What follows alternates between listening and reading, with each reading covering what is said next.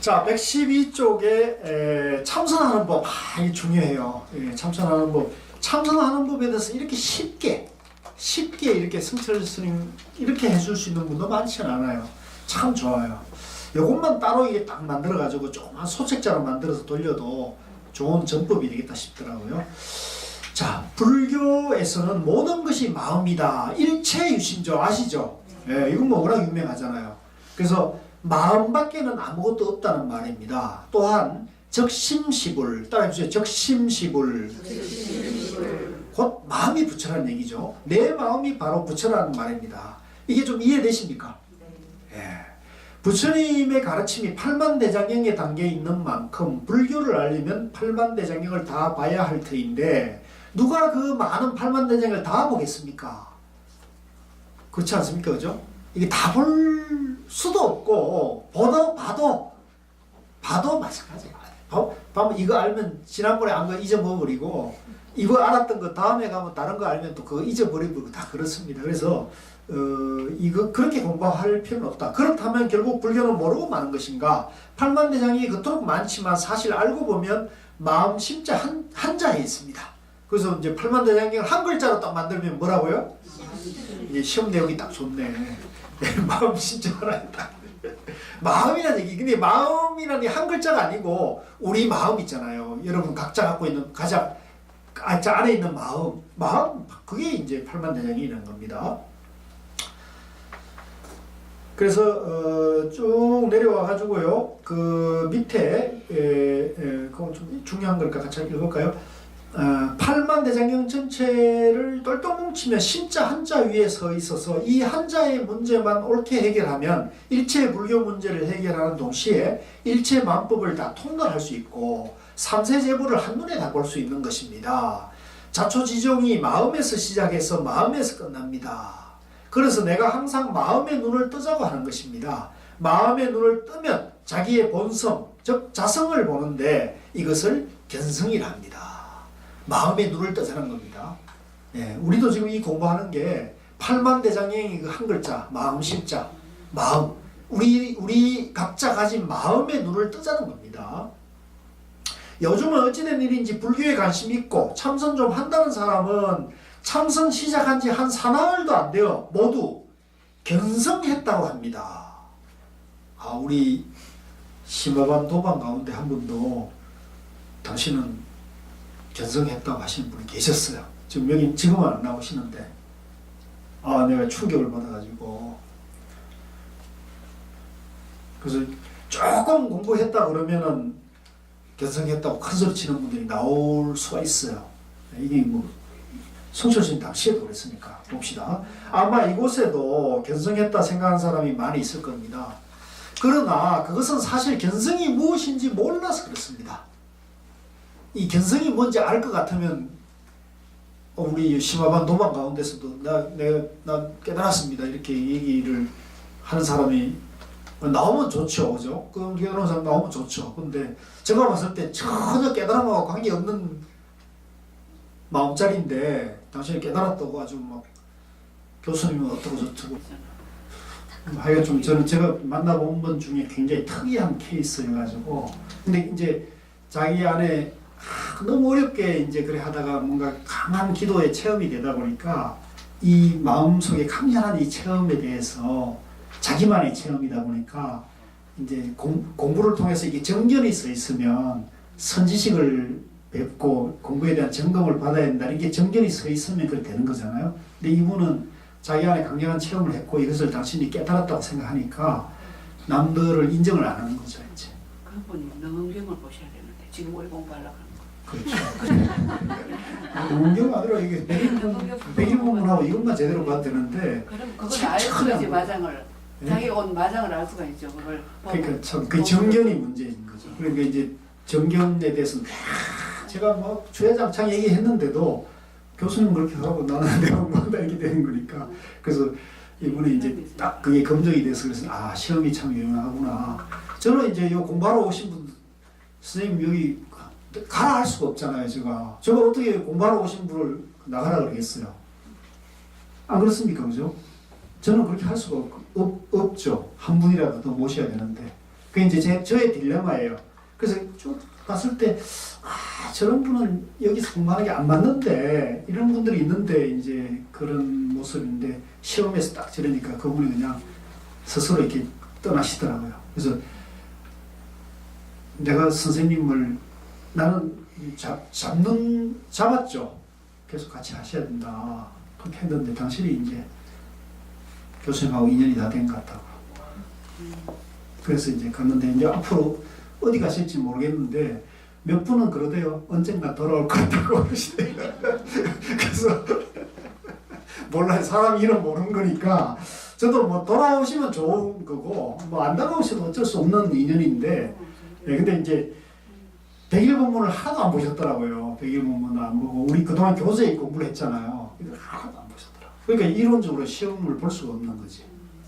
예, 그래서 왜 그렇게 안 보시냐니까, 막 그러면서 그냥 웃고 말더라고요. 그러니까 당신은 이런 게 좀 하찮은 거죠, 이렇게. 예, 내가 어떤 사람이에요? 깨달은 사람인데, 내가 스님들이 나를 깨달았다고 인정을 받는 사람인데, 내가 무슨 이런 공부를 그래서 그 자격증이 필요하다고, 자격증. 뭘 하려면 자격증이 있어야 된다고. 그래서, 야, 참, 기가 막히더라고. 그러니까, 이 소통이 안 되는 거죠, 이게.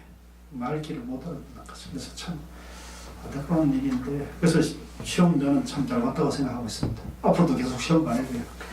그래서 지금, 우리가 이제 여담입니다만은 전문반이 이제 올 가을 되면 전문반이 수료를 해요. 여러분들 윗반이 전문반이잖아요. 전문반이 이제 가을이 되면 전문반이 졸업을 하거든요. 그 다음 코스가 이제 지도자반을 지금 이제 상정을 하고 있는데, 그 지도자반은 그냥 들어보면 안 되겠다. 시험을 봐가지고, 예, 그걸 합격된 사람만 지도반에 들어가야지, 잘못 지도자반이라 해놓고, 뭐, 어중이 떠중이 다 와가지고, 내가 성철생활참선 지도자반에 있다, 이래가지고 어디 가갖고, 엉뚱한 소리 하고 이러면 누구 망신입니까? 제 망신이죠. 그래서 제가, 이러면 안 되겠다. 적어도 지도자반은 미리 좀 이렇게 시험을 봐가지고, 좀 정견을 좀 그래도 갖춘 사람들이 지도자반에 가가지고 둬야지 안 되겠다. 그래서 그게 이제 조금 되면 전문반도 입학하려면 어떻게 해야 되겠습니까? 시험 안 봐요. 시험 보고. 심화반도 입학하려면, 아니면 아예 입문반도 수료하려면, 수료증 받으려면 시험 봐가지고 패스하는 사람만 수료증 주고, 심화반도 수료증을 받을 사람은 시험 봐가지고 통과를, 어떻습니까? 반응이 왜 이랬습니까? 왜? 농담이고요. 그러니까 하여간, 그러니까 이 시험을 본다는 게 무슨 뭐 누구를 어떻게 하자 이런 것보다도 공부에 대한 점검으로서, 예, 자기 점검이죠. 그래서 지난번에 제가 말씀드렸나요? 이번에 명상지도사 3회 그 시험에 87된 그 머리 큰 할머니가 시험 봤다는 얘기 제가 말씀드렸죠. 근데 그분이 지난주에 입문반에 오셨어요. 이걸 하시겠다고 오셨더라고요. 도반님이 얘기를 했더니, 나도 중요 교수 강의를 한번 들었는데, 그거 좀 들어봐야겠다 그래가지고, 나도 같이 가자 그래가지고, 분이 아예 오셔가지고 이게 등록을 해버리셨어요. 우리 지금 87된 분이, 당신은 86이라고 주장하더라고. 나 86. 근데 성성하시대요, 아주. 그래서, 그러니까, 대학 교수를 한 40년 넘게 대학 교수를 하셨더라고요. 그래서 지금 86을 주장하고, 사회적으로는 87인 분인데, 지금 입문반에 오셨어요. 그래서 상당히 좋은 모습이죠. 그러니까 여러분들 후배들 중에도 그만큼 대단한 분들이 지금 오고 있으니까, 여러분들이 자부심을 가지면서 한편으로는 또 뭐가 필요합니까? 제대로 좀 하셔야 된다. 자, 웃자고 한 얘기고요. 자, 그래서 그래서 113쪽에 사실 견성이 무엇인지 몰라서 그렇습니다. 이게 이제 중요한 게 성서스는 계속 이 얘기를 하는 거예요. 여러분들도 오늘도 이 얘기, 견성이 뭔지 알아야 돼요. 깨달음이 과연 뭐냐는 거죠. 대성기실론에 이런 말씀이 있습니다. 이제 이게 이제 교학의 대성 교학을 갖고 와가지고 이제 얘기하는 거예요. 그걸 같이 읽읍시다. 보살지가 다하여 멀리 미세망령을 떠나면 마음의 성품을 볼 수 있으니 이것을 구경각이라 한다. 자, 요거는 이제 대성기실론은 쉽게 말하면 대성교학의 최고봉이라는 거예요. 이제 마명보살이 지었죠. 대성기실론인데 보살이 수행하여 마침내 십지는 뭐냐면 이제 환경에 그 깨달음의 단계를 52단계로 나눠놨어요. 52계급을 나눠놨는데 십지가 그 중에 52위에 해당되는 게 십지예요. 근데 그 십지의 51위가 등각이에요. 등각. 그러니까 52위가 부처님이고 51위가 등각이고 그 밑에가 십지예요. 그러니까 십지와 등각을 넘어서 가장 미세한 망상. 그러니까 미세한 망상이 뭐냐? 우리 마음 가운데 가장 미세한 망상 있죠. 망상. 잡념. 그 망상인 제8 아레아식의 근본 무명까지 완전히 다 떨어져 버리면 진여가 나타나지 않을래 알 수 없다. 이것이 견성이고 구경각이다. 이것이 이제 궁극적인 깨달음 자리라는 거죠. 어떤 것이 미세 망념까지 제8 아레아식까지 완전히 끊어져야 된다는 거죠. 완전히 벗어나야 된다. 해탈돼야 된다는 거죠. 아시겠죠? 기준을 아시겠죠? 예. 그러니까 우리 마음속에 항상 이렇게 사량분별이 있고 이걸까 저걸까 비교하는 마음이 있고 좋고 나쁜 마음이 있는 이것이 이런 것은 큰 거잖아요. 근데 이게 좀 아주 미세한 게 있을 수 있다는 거예요. 예를 들면 우리가 왜 가을 햇살에 겨울 햇살에 이렇게 창문 틈으로 햇빛이 쫙 비추면 방 안에 있는 뭐가 보입니까? 먼지가, 그죠? 미세한 먼지가 보이잖아요. 그 평소엔 잘 모르죠. 근데 그 미세한 먼지가 보이는 게 바로 그런 미세 망념 같은 것이 바로 있다는 거예요. 그 우리 의식에, 우리 마음 속에 그런 게 있는데 그것까지 완전히 정화가 되어야 된다는 거죠. 이것을 묘각이 됩니다. 따라해주세요. 묘각. 그래서 십지 등각 묘각이 이제 52단계 부처님 단계를 이제 교학에서는 이렇게 말하고 있어요. 또 열반경에는 이렇게 말합니다. 같이 읽읍시다. 무상정각을 이루면 부처님 성품을 볼 수 있고 부처님 성품을 보면 무상정각을 이룬다. 자, 여기서요. 무상이라는 걸 잘 보셔야 돼요. 무상은 없을 무자의 위상자예요. 위에 없다는 거예요.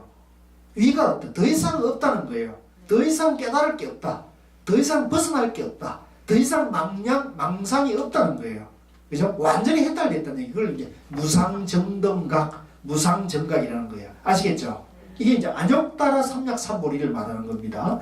더 이상 깨달을 게 없어요. 그래서 또 위 없는 바른 깨달음, 즉 성불이 바로 부처님의 성품인 불성을 보는 것이고 불성 보는 견성이 바로 바른 깨달음인 성불의 말입니다. 그 다음에 이제 그 밑에 이것을 열방령에서는 더 자세히 말씀하셨습니다. 같이 읽읍시다. 보살의 지위가 십지가 되어도 불성은 아직 명료하게 알지 못한다. 그러니까 52위 중에서 십지 이 등각까지 가도 아직은 부처가 아니단 말이에요. 아직도 미세 망념이 남아있기 때문에 깨달음이라 할 수 없다. 그러니까 우리도 마찬가지로 내가 공부가 어느 정도 됐다 이런 것도 완전히 해탈될 때까지는 깨달았다 하면 안 된다는 거죠. 왜 그러느냐? 아까 제가 비유로 든 우리 도반님이 있잖아요. 그 도반님이 깨달았다는 건 뭐예요? 무상정각을 깨달은 겁니까? 아니에요.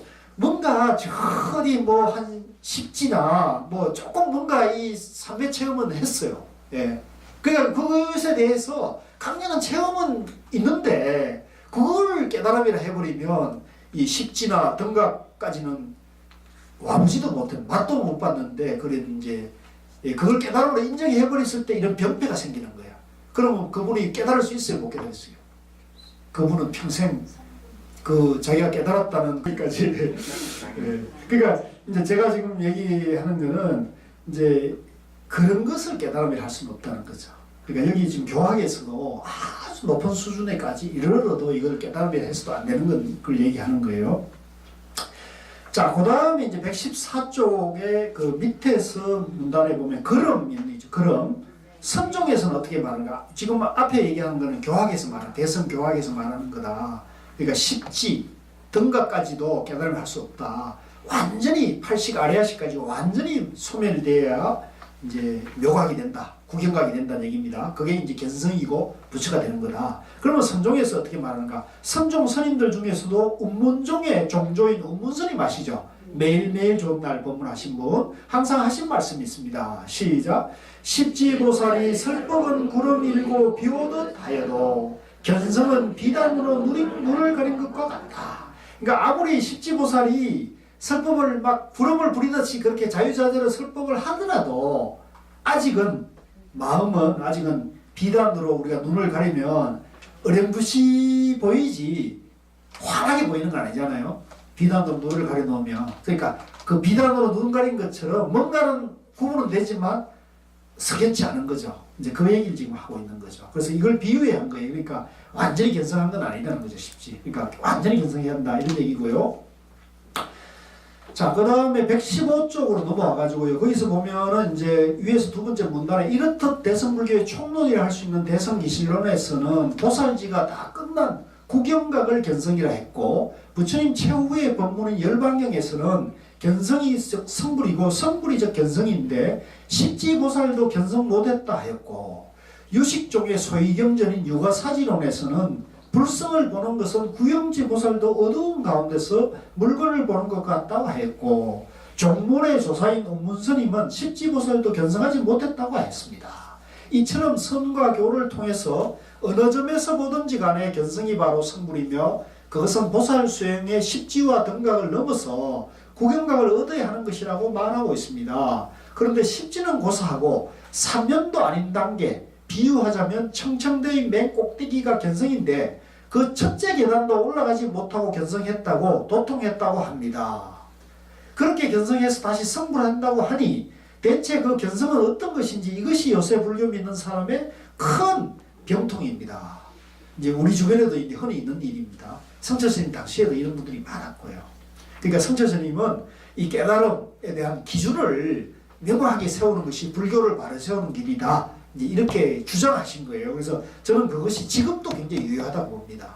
지금도 우리가 우리 주변에 깨달았다고 하는 사람들이 꽤 있는데 이제 그런 분들이 과연 행동이나 말이나 이런 것이 과연 부처님다운가 이런 걸 봤을 때 영 그렇지 않은 것이 너무나 많다는 거죠. 그렇다면 이 병은 어디에서 온 것인가 하면 보조 스님이 지은 수신결에서 비롯됩니다. 이제 이렇게 해서 이제 보조 스님이 수신결을 성철 스님이 이제 타켓으로 해가지고 이게 이제 소위 말하는 도노점수의 원조가 되는 이제 어록이라는 거죠. 수신결을. 이게 이제 사정없이 수신결을 이제 비판합니다. 거기에 도노점수로 하여 자성을 깨치는 것을 도노로 하고, 도노한 후에 밑줄 그으십시오. 오래 익힌 습기를 없애는 점수를 닦아야 한다고 했고, 이게 이제 수신결의 요체예요. 어때요? 도노한 이후에 습기를 차차차차차 닦아야 한다는 얘기예요. 그러면 이 도노가 깨달은 겁니까? 못 깨달은 겁니까? 못 깨달은 거잖아요. 그러니까 이렇게 지금 사실 이 수신결의 엉터리 얘기를 주장하고 있는 게 이제 이 보조 스님의 이게 문제예요. 이건 상식적으로도 안 맞잖아요. 불법이라는 게, 부처님의 깨달음이라는 것은 안욕따라 삼맥삼볼인데 어떻게 이런 말을 할 수가 있냐는 거죠. 이게 지금 성철 스님 보기에는 이 병이 깊다는 거예요. 이 병이. 그래서 이제 사정없이 이제 이 수신결을 비판하고 있고, 이것 때문에 성철 스님이 욕을 많이 얻어먹는 거예요. 성철 스님이 높아요? 보조 스님이 높아요? 당연히 보조 스님이 그냥 한 분이잖아요. 그러니까 이제, 그러나 성철 스님 보기에는 그렇지 않다는 거죠. 그래서 이제 성철 스님 살아생전에도 우리나라의 대학자들은 전부 보조 사상, 원조 사상 그러면 한국 불교에 내세울 인물이 누구냐 했을 때 제1번을 원조 스님을 치고요. 제2번을 누구를 쳐요? 보조 스님을 친단 말이에요.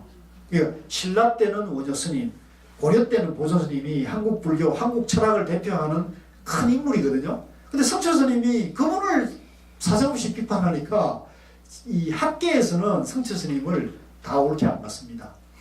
성철 스님이 뭘 안다고 그러냐고. 학계에서는 성철 스님이 굉장히 뭐랄까 이단화였고 아웃사이더였어요.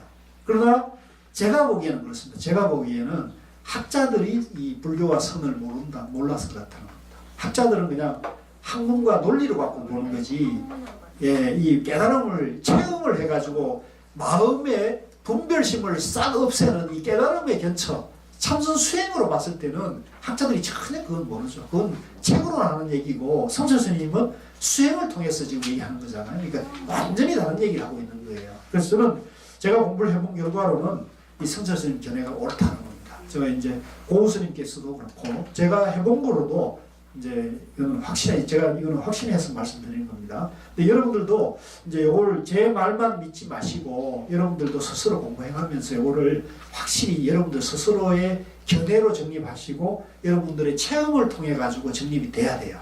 만약 이게 정립이 안 되면 이런 식으로 공부를 하잖아요. 내가 먼저 도노하고 그 다음에 차차차차 닦아놨다 이런 식으로 되면 이제 이게 우리가 기준이 없어가지고 아까 그 제가 말씀드린 우리 도반 중에 한 분도 나도 깨달았다 이렇게 주장해버리면 깨달았는데도 행동하는 거 보면 엉터리거든요.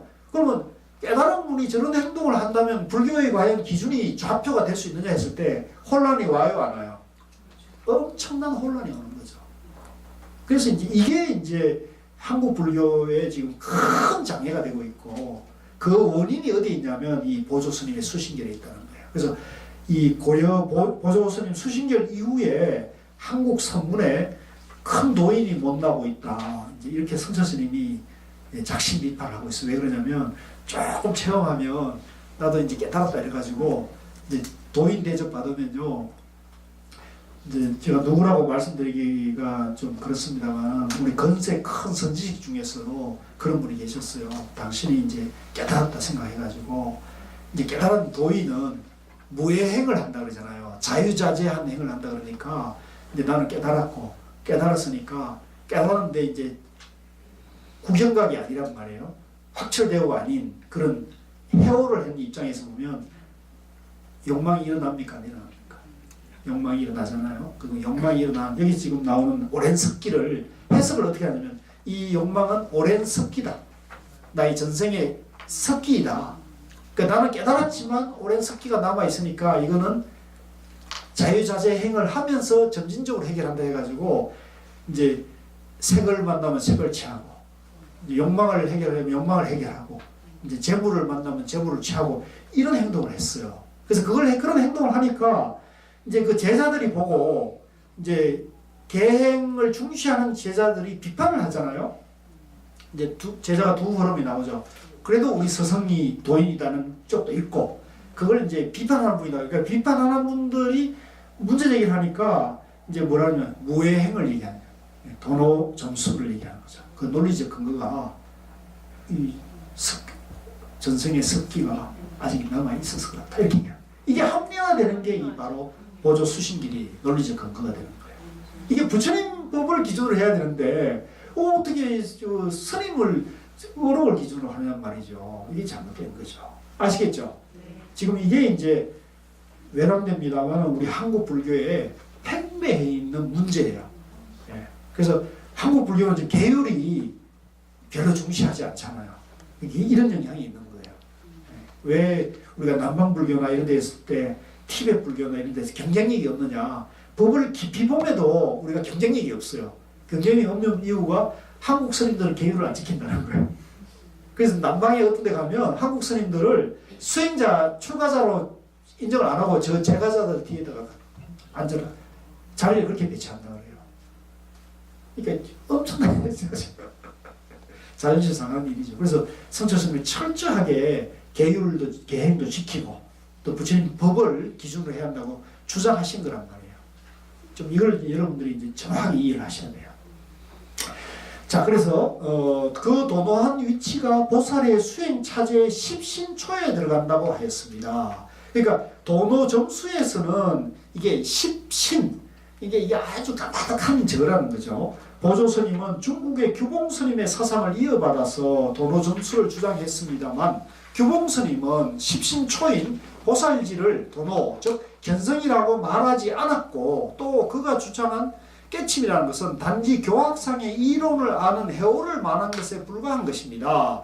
그런데 보조스님은 한 걸음 더 나아가서 도노를 견성이라 하면서, 그러니까 이걸 다시 말하면 규봉스님은 해오를 말했다는 거예요. 해오. 근데 이 보조스님은 이걸 한 술 더 나가가지고 그 해오를 도노라고 덩치시켜 버렸다는 거죠.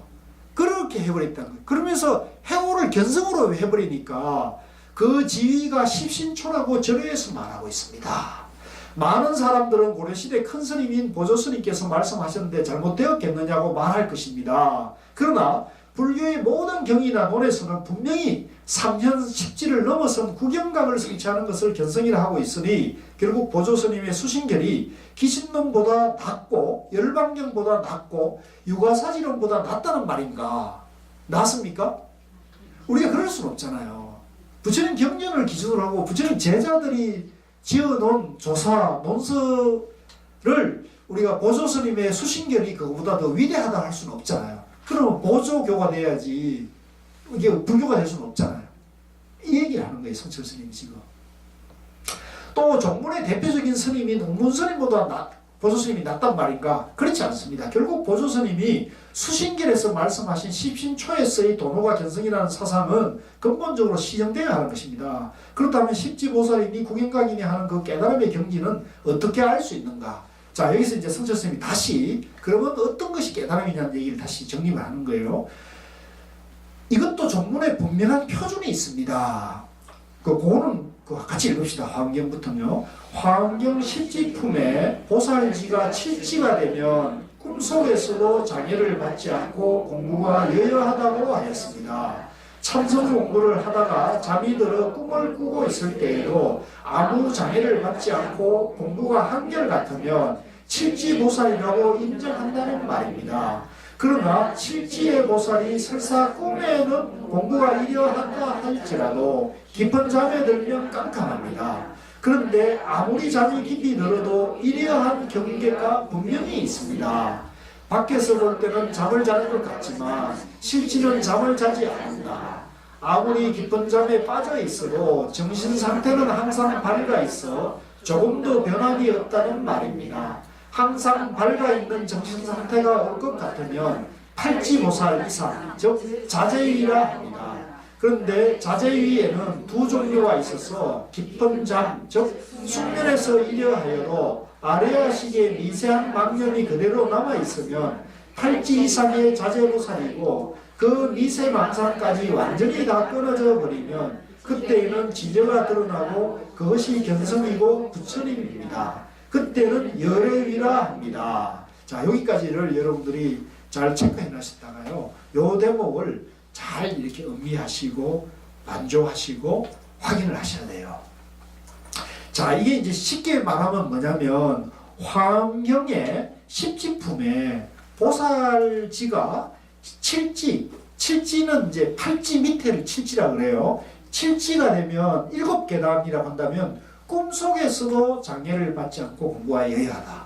그러니까 우리가 이제 보통은 이제 공부가 조금 깊은 사람은 이게 깨어 있을 때는 이제 생각을 하고 무슨 일을 하고 뭘 하더라도 깨어 있을 때는 항상 여여한 상태에서 정견이 행해질 수가 있다는 거예요. 요거는 사실 화두도 마찬가지입니다. 화두도 깨어 있을 때는 화두가 이제 일려한 끊어지지 않고 지속되는 경우가 있죠. 그걸 이제 우리가 이제 그 다른 말을 할 때는 동정이려고 해요. 움직일 때나 앉아 있을 때나 이려하다. 따라해주세요. 동정이려. 근데 이 화두가 동정이려만 돼도 굉장합니다. 아주 뭐 이거는 뭐 말할 것 없이 공부에 대한 확실한 확신이 서죠. 그런데 이거보다 또 요 동정이려보다 또 조금 한 단계 깊은 게 뭐냐면 잠을 자다가 꿈을 꾸죠. 꿈을 꿨을 때 공부가 꿈을 꿨을 때 망상이 일어나지 않고 꿈에서 엉뚱한 생각을 짓지 않은 거. 그게 이제 몽중이려라 그러고 여기서 말할 때 꿈에서도 공부가 되는 걸 말하는 거죠. 네, 이걸 못 따라서 몽중이려. 좋겠어요, 안 좋겠어요? 대단한 거죠. 대단한 거라고요. 그러니까 몽중이려가 된다는 얘기는 깨어있을 때는 말없이 공부가 된다는 얘기잖아요. 그러니까 허튼 짓을 하지 않는 거죠.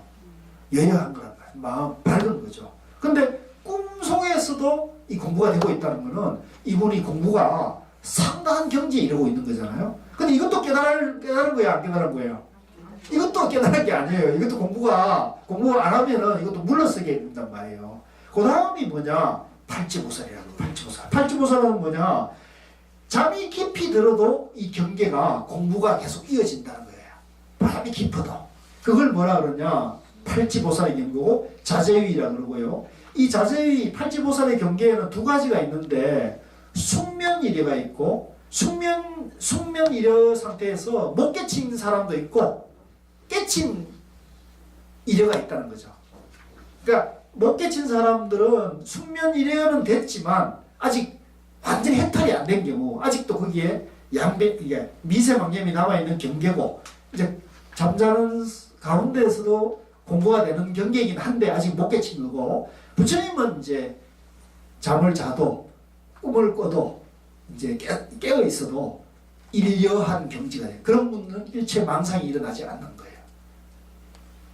그게 이제 진여고 견성이다. 이 얘기입니다. 아시겠죠? 예. 불교에서 수행하여 공부하는 단계를 보면 첫째 동정이려. 일상생활에서 가고 오고 할 때나 가만히 있을 때나 말을 하거나 안 하거나 변함없이 공부가 되어야 합니다. 여여불등하여야 합니다. 시험 내기가 딱 좋네요. 동정이려가 되어도 잠이 들어 꿈을 꾸면 공부가 없어지고 꿈속에서 딴짓하며 놀고 있는데 꿈에서도 이래한 걸 뭐라? 몽중이려를 합니다. 몽중이려가 되어도 앞에서 말했듯이 잠이 깊이 들면 아무것도 없습니다. 잠이 푹 들었을 때 공부가 안 되잖아요. 근데 그거는 공부도 할 수가 없다는 거죠. 꿈에서도 공부가 안 되면 그것도 공부를 할 수가 없다는 거죠. 깨달음이 할 수가 없다는 거죠. 숙면이래가 되어도 거기에 머무르지 않고 더욱 나아가야 합니다. 백척간두에서 한 걸음 더 나아가야 한답니다. 백척간두 진일보 들어보셨죠? 그게 바로 이 경계, 공부의 이 경지를 말하는 거예요. 백척 짤대 위에서도 진일보 할 수 있어야 한다. 예. 숙면이래 경지를 말하는 거예요. 그리하여 깨쳐야만 이것이 실제 견성입니다. 그런데 참선 공부하는 사람들을 보면 숙면이래는 고사하고 몽중이래도 고사하고 더구나 동정이래도 안 되는 것 가지고 견성을 했다 깨쳤다고 인정해달라고 나한테 온 사람만도 수백 명은 보았습니다. 이 공부입니까? 이건 공부를 할 수가 없는 거거든요. 예. 그러니까 이것도 병이란 말이죠. 그러니까 성철 스님이 딱 기준을 세워놓은 거예요. 그러니까 누가 찾아와가지고 공부 점검 받으러 왔습니다. 꿈에 화두가 되는지 물어봐라. 꿈에 안 되는데요. 야, 이 공부도 안 해가지고. 네. 공부를 하다 보면 무엇인가 정신을 확 덮어버립니다. 그때에는 자기가 깨친 것 같고 자기가 부처님보다 나은 것 같고 조선스님보다 나은 것 같다는 생각이 드는 그런 병이 있습니다. 이 병에 들게 되면 누구 말도 귀에 안 들어옵니다. 그래서 여러 가지 설명해주면 어떤 사람은 잘못된 줄 알고 다시 공부하고 어떤 사람은 이 병을 한동안 앓는 경우도 있습니다. 우리 아까 제가 말씀드린 분은 안 받아들여요. 참 안타까운 일이죠. 그래서 저도 참 그런 걸 보면 참 너무나 안타까워요. 그렇지만 우리는 또 계속 해야 되잖아요. 예. 그래서 이제 그 밑에 보면 이제 그 재밌는 일화가 있어요. 이건 다 성조 스님 생전에 다 있었는데 70대 노인이 그죠? 한번 왔더란 거 아닙니까? 그래서 노인이 어쩐 일로 왔냐고 그러니까 자기는 뭐 별로 올 생각이 없었는데 주변 사람들이 하루 성철 스님인데 가보라 그래 왔다고 이런 말씀 하는 것 자체가 이미 그런 거 아닙니까? 주변 사람이 가라 해가지고 가고 오라고 오는 사람이 어떻게 도인이 할 수 있겠어요? 그러니까 야단을 치죠. 예? 어떻게 남말 듣고 그리 따로 쫓아다니냐고 그래갖고 이제 공부가 이제 꿈에도 되냐고 이제 물어보니까 꿈에 어떻게 공부가 됩니까? 이렇게 딱 하니까 벌써 끝난 거 아닙니까? 그죠? 예, 그런 겁니다. 그래서 야단 쳐가지고 이제 들어 했고요. 그 다음에 120쪽을 넘어와가지고 그럼 어떤 방법에 의하면 개선을 할 수 있는가? 불교에는 성불하는 방법이 여러 가지 있습니다. 관법, 이 관법이 이제 윗바사나입니다. 윗바사나, 영불이나 윗바사나 이런 게 이제 관법입니다. 관법을 한다. 주력은 이제 옴마니 반매옹 같은 거라든가 그 능엄주 있죠. 능엄주 또 그 천수다란이주 그죠? 이런 게 이제 주력입니다. 그 다음에 경을 읽는다. 경을 읽는 거는 이제 감경이라 그러죠. 경전을 보는 거. 다란이를 외운다 등등 온갖 것이 다 있습니다. 그런 여러 가지 방법 가운데 그래서 이 관법 위파사나나 주력이나 염불이나 간경이나 다란이나 기도나 이런 거 다 깨달음으로 가는 방법이에요. 깨달음의 길이거든요. 그런 면에서 다 평등합니다. 참선도 그렇고 다 평등해요. 그래서 어느 것이든지 간에 다 우열은 없고요. 다 좋은 공부 방법이니까 각자 자기 인연과 스승에 따라 가지고 하면 돼요. 하면 돼. 직업정성으로 삼매를 성취하면 돼요. 다만 우리는 뭘 하느냐, 이제 우리는 뭐 하죠? 우리는 이 중에서 가장 확실하고 빠른 방법이 참선이라는 겁니다. 그렇다고 해가지고 이게 우열이 있는 게 아니에요. 이거 오해하시면 안 됩니다. 우열이 있으면 벌써 양변이 떨어지는 거잖아요. 근데 단지 고수의 표현에 의하면 참선이 좀 빨리 간다는 거예요. 빨리 가는 거예요. 그러니까 서울에서 부산 가는데 다 같은 길이에요. 다 같은 길이고 다 같은 방법인데 KTX는 뭐예요? 가장 빠른 길이라는 거잖아요. 네. 그래서 참선이 이제 그와 같은 것이다. 비유하자면 그런 것이다. 그래서 성철스님 여기서 가장 확실하고 빠른 방법이 참선이다. 그러니까 이 성철스님이나 고우스님만 이런 게 아니고요. 우리나라에 그 참선이 들어온 이래로 이 참선이 가장 빠르다는 것은 역대 조사들이 다 이거를 한결같이 하시는 말씀이기 때문에 이미 입증된 공부다. 증명된 공부다. 이런 얘기입니다. 그래서 여러분들이 간혹 이 참선을 비난하는 사람들도 많이 있거든요. 그래서 연불하는 사람들은 연불이 최고다. 참선 그거 갖고 도인된 사람 누가 있냐 그렇게 얘기하는데 거꾸로 연불해서 도인된 사람 누가 있습니까? 역사 이래로. 별로 우리가 알 수가 없거든요. 그러니까 오히려 참선에서 도인 사람들이 훨씬 많죠. 그거는 뭐 전등록이라든가 선종사서에 부정일 수 없이 나오잖아요. 또 우리 근세 현대에 뭐 도인이 할 만한 분들 다 참선한 분들이지 뭐 연불해가지고 도인됐다는 분 누가 있습니까? 그렇지 없거든요. 수월선님 계시잖아요. 수월선 한 분 계시네요. 네. 그래서 그러니까 제가 드릴 말씀이 어느 것이 우열이 있다 이렇게 보면 안 된다는 얘기입니다. 그 참선한다 해가지고 참선이 우월하다 이것도 잘못됐잖아요. 정견이 안 선 거예요. 아시겠죠? 예. 여기 어디 가서 또 엉뚱한 얘기 하면 안 됩니다. 참선이 좀 빠를 뿐이다. 빠르다. 이제 그 왜 빠르냐는 또 알아야 돼요. 왜 빠르냐는 알아야 됩니다. 참선하는 것은 자기 마음을 밝히는 것이기 때문에 불교 신도나 스님들만 하는 것이 아닙니다. 아시겠죠? 신부나 수녀도 백년암에 와서 삼천배 절하고 화두 배우고 갑니다. 나은 데서 화두 배우려면 누구든지 어떻게 합니까? 삼천배. 참 이 성철스님 방편을 참 기가 막히게 썼어요. 네. 며칠 전에도 예수교 믿는 사람들 셋이 와서 삼천배 절하고 갔습니다. 이 사람들에게 내가 항상 말합니다. 절을 하는데 무슨 조건으로 하느냐 하면 하나님을 반대하고 예수님을 요걸 가장 많이 하는 사람이 제일 먼저 천당가라고 축원하고 절하십시오. 그러니까 원수를 위해서 절하라는 얘기죠. 이게 뭐로 부처입니까 아닙니까? 모든 일을 부처로 보자. 마온 일을 부처로 보자는 얘기잖아요. 성철스님이 방편이 이렇게 수승해요.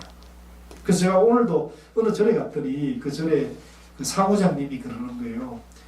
그 유명한 절인데 그 절에 올라가는 길이나 그 주변이 전부 개인 땅이래요.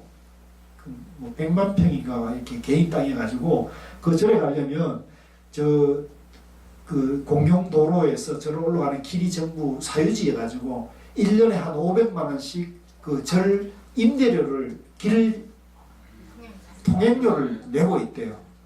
그래서 근데 그 양반이 길을 좀 넓히자 그러니까 동의를 안 해준다는 거예요. 터세를 부린다고 해서.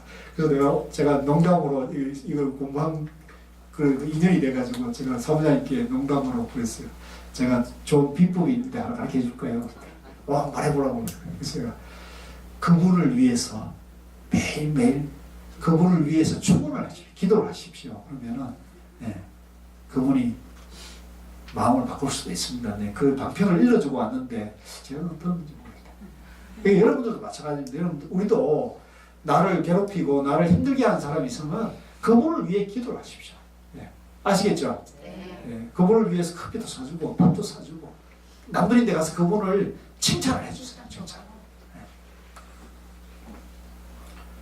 자, 그래서 이제 그 얘기인 겁니다. 그럴 때 이제 화두가 잘 되는 거예요. 그렇지 않으면 내 안에 울퉁불퉁하는 마음이 있는데 화두가 되겠어요? 화두가 안 된다고요. 또 화두 한들 아무런 영험이 없는 거예요. 그런 사람, 그런 마음에는 화두가 들어갈 수 있는 여지가 없는 거예요. 폼만 잡는 거예요. 잘못하면. 그래서 저는 정견을 세우고 해야 된다. 이 얘기입니다. 121쪽이에요. 우리나라 가톨릭 수도원 중에 가장 큰 것이 외관에 있는데 그 수도원의 독일인 원장이 나간 데서 화두를 배운 지 10년이 지났습니다. 이제 외관에 가면 유명한 그 수도원이 있어요. 그동안에도 종종 왔는데 화두 공부는 해볼수록 좋다는 것입니다. 이제 이 수도원 원장님이 이럴 정도니까 화두 공부가 좋아요, 안 좋아요? 좋은 거예요.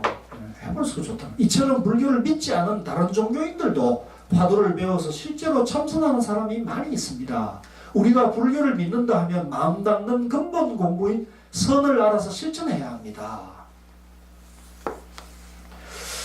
자, 그래서 그 밑에 이제 화두에 대해서 얘기를 했었어요. 화두도 이제 좀 알고 공부를 해야 되는데, 화두는 이제 암호라는 거예요. 암호. 여러분 군대 경험이 없어서 암호가 뭔지 혹시 아시나요? 암호는 뭐냐면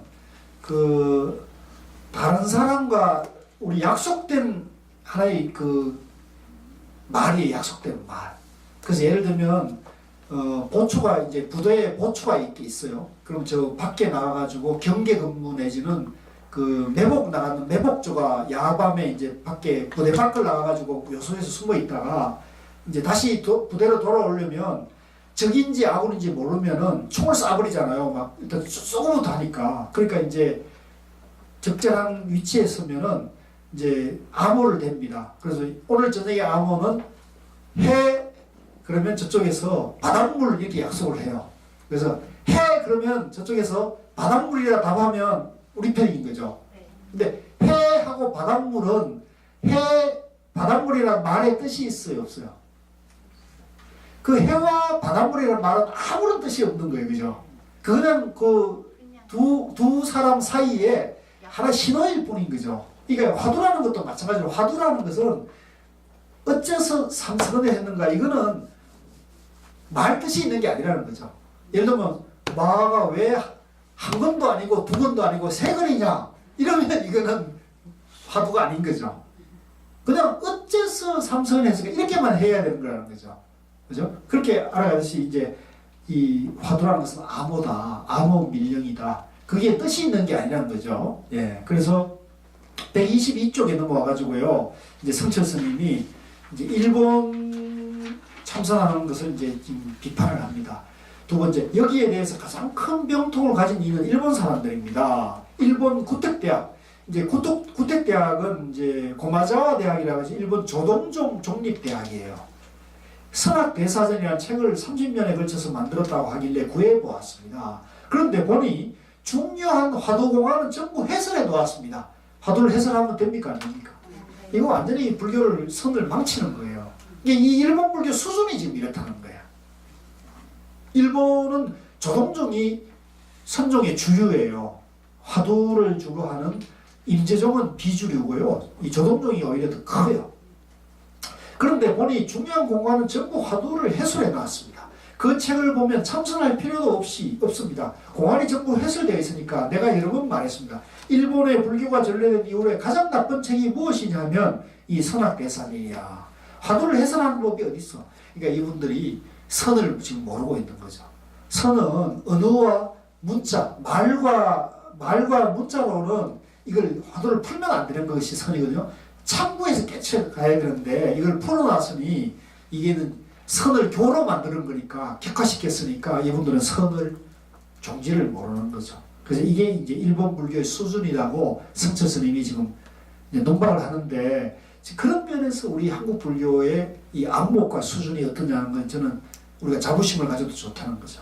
그래서 이번에 이제 그 일본 임재종 교도에 그 선종 사찰을 답사했습니다만은 근데 그 임재종 선종 사찰은 또 가볼만은 해요. 그 선종 그 정원이나 선방의 그런 정치가 그 전통이 우리는 그런 전통이 거의 사라져 버렸는데 이제 조선조 500년 거치면서 완전히 무너져 버렸죠. 근데 일본은 그게 그대로 유지가 됐어요.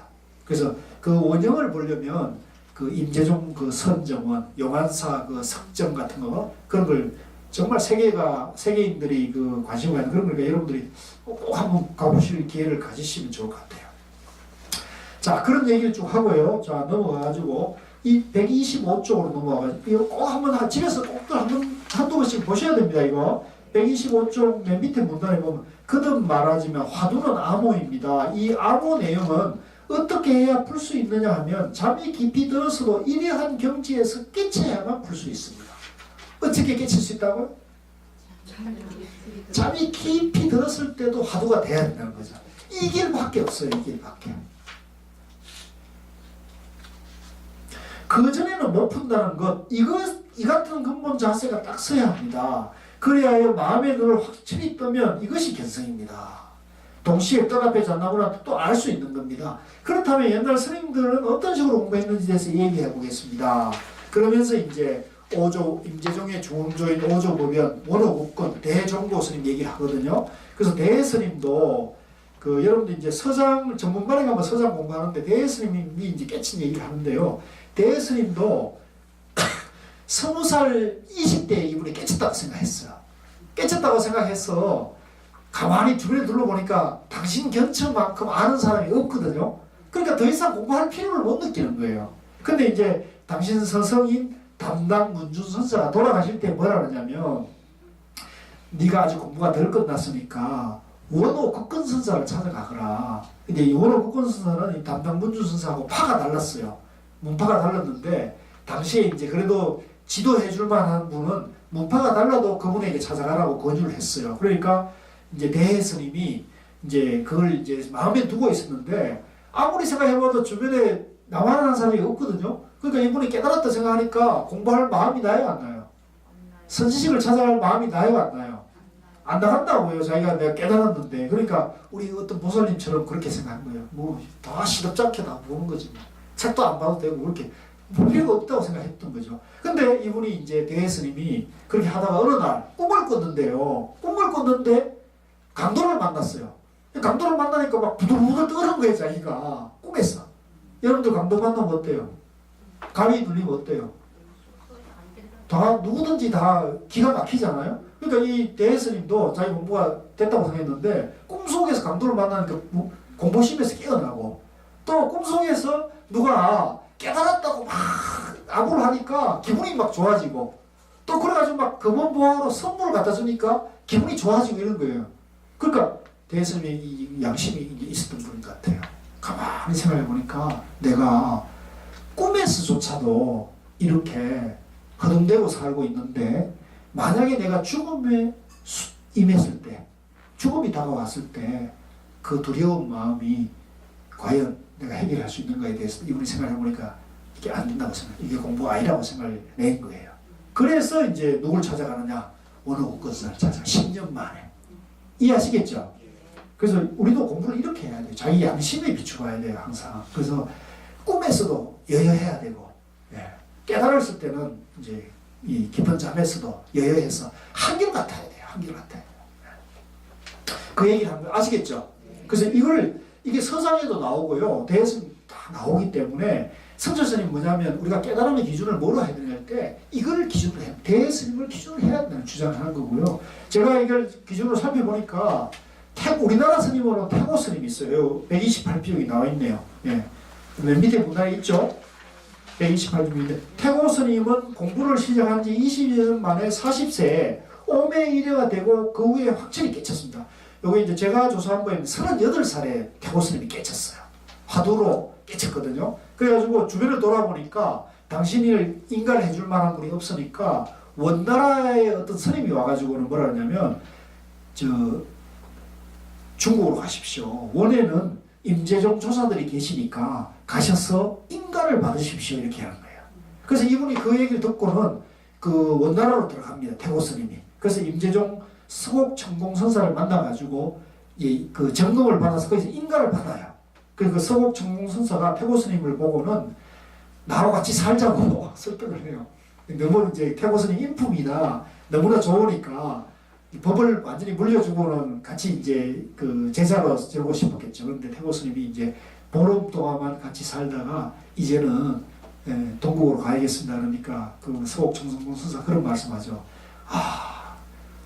법이 동국으로 가는구나 이렇게 얘기하면서 태고 스님을 굉장히 높이 칭찬하는 말이 나오거든요. 그래서 이 태고 스님이 보조 스님보다 한 100년 뒤에 스님이에요. 보조 지둘 스님보다 뒤에 스님이에요. 태고 스님은 화두로 깨쳐가지고 임재정 조사에게 중국에 가서 인가를 받아와서 임재정 법맥을 다시 이어옵니다. 그래서 이 법맥이 확실한 기준이라 해서 성철 스님은 이 태고 스님을 우리 조계종의 종조로 모셔야 한다고 주장을 했어요. 왜? 법맥이 분명하다. 사요와 법맥이 분명하니까 이분을 해야 한다. 도의 스님은 그 법맥이 끊어져 버렸어요. 그러니까 끊어졌다기보다도 기록이 사라져 버렸어요. 그래서 이제 태고 스님이 있고요. 또 나홍 스님도 있어요. 나홍 스님도 오매이래를 얘기하셨거든요. 그래서 중국 스님이나 우리나라 스님이나 임재종의 조사들은 한결같이 오매이래를 얘기하고 있고 그 공부 기록이 분명하기 때문에 성철 스님은 선은 깨달음을 오매이래를 기준으로 삼아야 된다고 얘기하는 거예요. 틀렸습니까? 맞습니까? 예, 이걸 여러분들이 정확하게 이제 이해하시고 기준을 잘 삼아야 되고 자기 공부 기준도 그래 해야 돼요. 저도 항상 공부할 때요. 저도 그렇습니다. 저도 꿈이 사납고 이러면요. 아, 내가 지금 공부가 소홀하구나. 저도 이렇게 얼른 그게 이제 제가 반조가 되거든요. 예, 꿈이 잘 없고 공부가 잘 될 때는 꿈이 없어요. 꿈이 자꾸 기억이 난다는 거는 우리가 무의식 가운데 잠재의식이 항상 움직이거든요. 근데 그 꿈이 있다는 거는 그만큼 이 지금 분별 망상이 일어난다는 얘기입니다. 제가 무슨 말하는지 모르십니까? 공부를 해봐야 알아요? 예. 이거 여러분들이 이제 공부를 항상 이렇게 하셔야 돼요. 항상 뭘 하든지 연구를 하든지 바사를 하든지 화두를 하든지 간에 이제 일상생활 가운데서 항상 화두를 잘 챙기고요. 예, 정견을 행하고 이렇게 됩니다. 그래서 129쪽에 그 위에 인용문이 있네요. 같이 읽읍시다. 점점 오매이려 한때 이르렀어도 다만 화두하는 마음을 여의지 않음이 중요하다. 아, 이게 이제 태고보우 스님이 우리에게 주는 공부의 지침이에요. 화두가 자나깨나 화두가 될 때도 다만 화두를 놓으면 안 된다는 거죠. 계속 밀고 들어가면 백척간도 진일보가 된다 이 얘기입니다. 그래서 요걸 이제 오매이르에 이르는 경계를 우리가 팔지보살의 경계라 그래요. 따라서 팔지보살. 그러나 그 팔지보살도 깨달은 경계가 아니다는 겁니다. 네, 공부가 잠이 깊이 들어도 공부가 되는 경계가 팔지보살이지만 그것도 깨달은 건 아니다. 네. 자, 그래서 이제 그 얘기입니다. 그래서 오늘 그 밑에 129쪽 맨 밑에 문단에 오늘 본문을 요약하면 불교라는 것은 팔만대장경이 그토록 많지만 마음 십자 한자에 있다는 것입니다. 아주 간단합니다. 마음에 눈만 뜨면 일체만법을 다 볼 수 있고 삼세제부를 다 볼 수 있고 일체법을 다 성취하는 것입니다. 마음에 눈을 뜨는 것이 바로 자성을 보는 것이고 견성이란 말입니다. 그러니 우리가 어떻게든지 노력해서 마음의 눈을 바로 떠야 하는데 가장 빠른 길이 뭐라고요? 화두다. 왜 화두가 빨라요?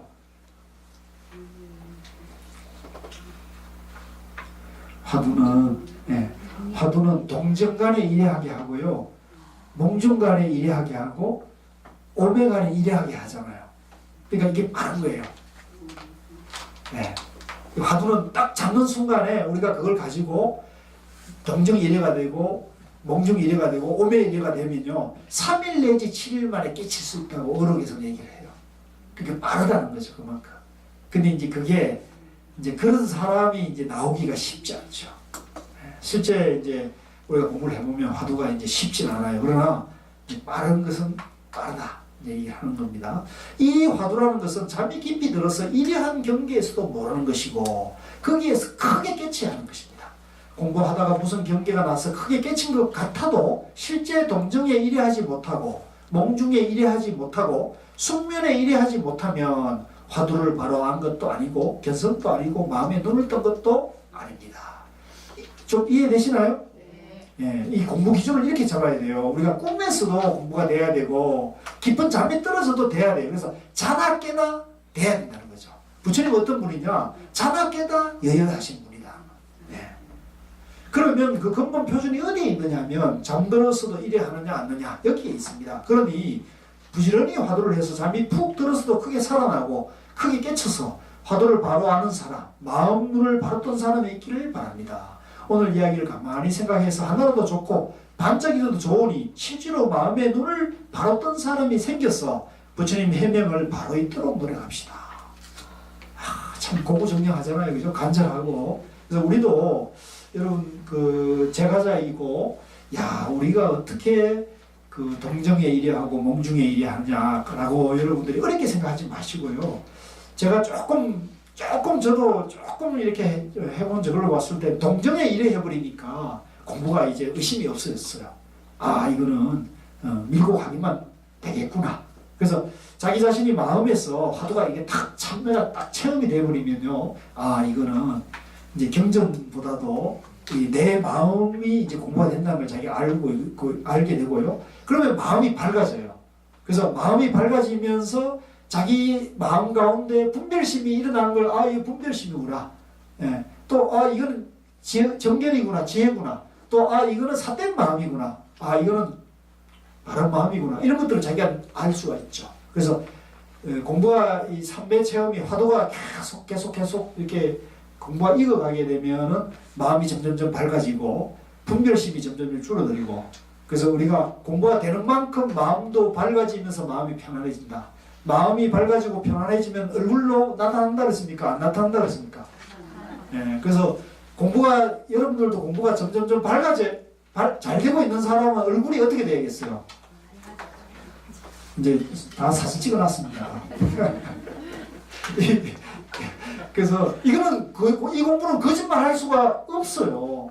어떻게 거짓말 합니까? 그 사람 얼굴에 이게 나타나는데. 성형수술 할 겁니다. 예? 성형수술로 될까? 예.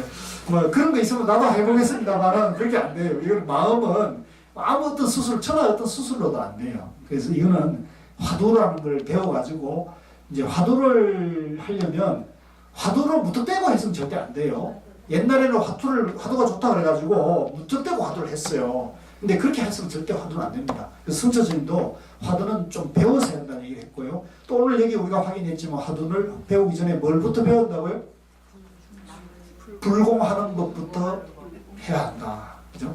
그러니까 정견을 세워서 마구니와 사탄, 자기를 괴롭히는 사람을 돕는 마음, 부처로 보는 마음을 통해서 남을 돕는 마음을 먼저 해가지고 화두를 해야 하는 얘기입니다. 아시겠죠? 그래서 오늘 이번 기수에서 여러분들이 이걸 좀 정립하면 화두하기 전에 정견을 세워서 남을 돕는 마음이 우선 먼저 돼야 된다. 그걸 갖추고 화두를 해야 공부가 빠르게 성취된다.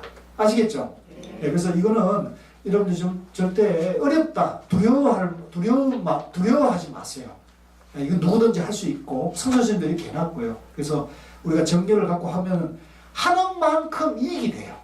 내가 하는 만큼 내 마음이 밝아지고 편해지니까 하는 만큼 이익이 돼요, 안 돼요?